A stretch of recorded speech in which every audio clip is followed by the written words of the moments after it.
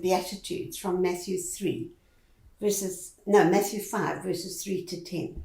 I think it would be a wonderful idea if you could read these every day for a week. I've been doing this for a month, and my goodness, I've learned so much. It's been amazing. Today I want to start by reading from 2 Peter verses 1 to 4. And God has bestowed on us all things requisite for life and godliness through the knowledge of him who called us to his own glory and excellence. By means of these, he has bestowed on us his precious and exceedingly great promises, so that through them you may escape from the moral decay, the rottenness and corruption that is in the world because of covetousness, and become partakers of his divine nature. Now, I've realized when I look at the Beatitudes, I see the divine nature of God. Look at it like this. Jesus is poor in spirit. He became a human baby. He left the glory of heaven, came down to earth as a human baby. I can't think of anything more helpless in the world than a human baby. Jesus is meek. He said of himself, I am meek and humble in heart. Jesus mourned. He is called a man of sorrows, acquainted with the bitterest of grief. And Jesus has become our righteousness. When we hunger and thirst for righteousness, we are hungering and thirsting for Jesus. And Jesus is merciful. He is slow to anger and rich in love. He is pure in heart. He is the Prince of Peace.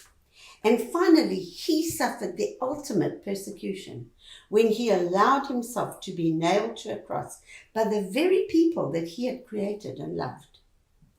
This is the nature of God. This is the divine nature of God. And Romans 8:29 says that we are destined to be conformed to his image. Ephesians 2:10 says that we are his workmanship, born anew to do the good works which he prepared beforehand for us to do. And the Amplified adds, and to walk in this blessed life which he has procured for us. There's no ways we can grit our teeth and do this. We have to believe his word. We have to believe his promises. We have to cooperate with him and receive with gratitude what he has given us. Listen to Philippians 1 verse 6. This is a fabulous scripture.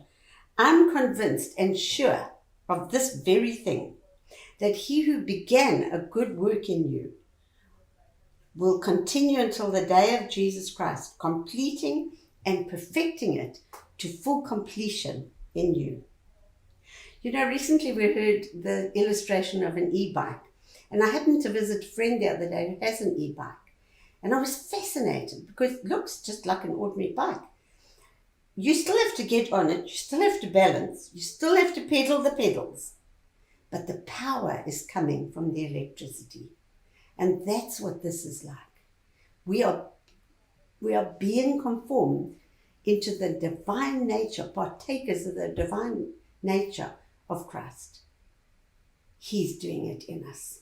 And we are highly favored and deeply